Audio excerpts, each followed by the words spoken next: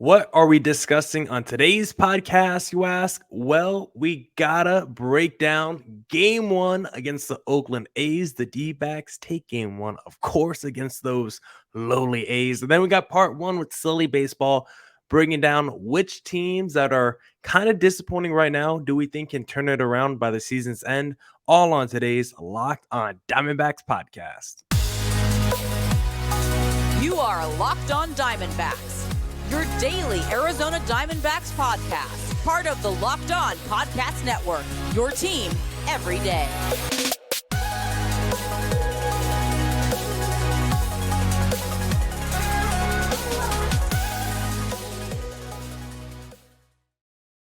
Welcome into the Locked on Diamondbacks podcast, part of the Locked on Podcast Network, your team every day. Today's episode is brought to you by Game Time. Download the Game Time app, create an account, and use code Locked on MLB for $20 off your first purchase. Last minute tickets, lowest price guaranteed. I'm Millard Thomas, host of this wonderful podcast. I'm a multimedia journalist and I'm a graphic designer. So please go check out my website, MillardThomas24.myportfolio.com. On there, you can see all my latest work, from my packages to my articles to my photos and my graphic design. If you want to see more content by me, just follow me on Twitter at CreatorThomas24 for my personal account, or just look up Locked on Diamondbacks, both Twitter, Instagram for the podcast handle. And of course, thank you for making Locked on Diamondbacks your first listen every day. I would not be able to do this podcast without you, my loyal listeners, sharing, subscribing, reviewing, doing all that so I could do this podcast for you. Thank you. It's free and available on all platforms, so please continue to tell your friends.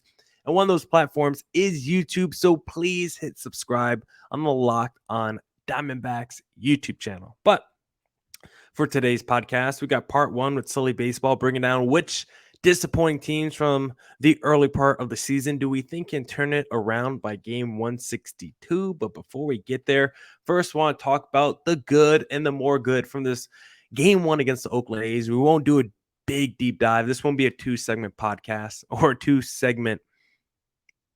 We're not doing two segments on game one. I don't know what I was trying to say there. This is going to be one segment just breaking down the game, and there's a few things I want to hit on from this game. The first thing that I think we have to hit on, it's just Merrill Kelly. Merrill Kelly was just straight up dominant against the Oakland A's. I mean, it honestly didn't look like Merrill Kelly was trying. I mean, the way he kept walking off in between innings, chewing his gum, like he seemed like the most confident, nonchalant dude. He seemed like he was just at an arcade, at a carnival, throwing balls against those clown pins. Like, this dude seemed like he was just not having fun out there, because it seemed like he was like, dang, why am I here right now? I should be at home watching a movie, drinking a beer or something, because it was just too effortless for Merrill Kelly. And he went seven innings, one earned run, one walk, 9 Ks. Did give up a home run later in that game, but by the time Merrill Kelly left the game, like, he was arguing with the umpire. He was not getting some calls toward the end of that game. But even with that being said, Merrill Kelly was just completely locked in, dominant. 21 of the 27 batters he faced got a first pitch strike. He threw 70 of his 97 pitches went for a strike. So Merrill Kelly was just insane tonight. Velo was pretty much right where it is along his season average. Threw a fastball only 27% of the time, like fastball 27%, changeup 25%, slider 16, sinker 13, curveball 12, cutter 6. Like, he used his whole arsenal, and that changeup was just disappearing on folks tonight. Most of his pitches, like anything that was to a lefty down and in, was just disappearing on folks tonight. So Merrill Kelly was just straight up nasty, and I just love to see Merrill Kelly and Zach Gallen. Frontline rotation, super underrated, because after the start, Merrill Kelly's ERA is now 2.92. I think Gallen's at like a 2.35. So both sub-3 guys, best frontline duo in Major League Baseball. Don't at me, or if you do at me, do it on Twitter at CreatorThomas24, please. Another thing that I want to hit on, Geraldo Perdomo entering this series. I did my little series preview in yesterday's podcast, and I discussed Perdomo was like 1 for his last like 17 or something. And against Oakland A's, who give up a lot of home runs, I was like, you know what? Let's get a Geraldo Perdomo home run. I want to see some power in the series, and we got that. Geraldo Perdomo in the second inning. Domo, Danger, Loved it. Geraldo Perdomo was really good. Made a lot of things happen this ball game. 2 for 3. I think he was it a bunt he laid down to the left side, and it was another play where he almost got on because the first baseman the first baseman did bobble it. Ended up making an insane play where he threw it like in between his legs. But everything was going right for Geraldo Perdomo tonight, as it has for most of the season. Another guy who's had good things going for him most of the season, Lourdes Gurriel, who had the walk-off against the Giants on Sunday with a major double down left field. In tonight's game, in that third inning, Lourdes Gurriel just absolutely crushed one for his 6th of the year. I know they have it here. It went 409 feet. It felt like it was like a 500-foot monster blast when you looked at it on TV because it looked like it would just absolutely crush to left center. Let me see if I can find the exit velo on that. Third hardest hit ball of the night. The hardest hit ball was Corbin Carroll's single, 107 miles per hour off the bat. But Lourdes Gurriel, 102 miles an hour off the bat, 409 feet. So definitely put some power to that one. And again, I'm just always astonished whenever Gurriel does things like this. Like he was the throw-in in the Gabriel Moreno Dalton Varsho deal. Like he was the forgotten about piece. And Gurriel so far this season, you can make the case.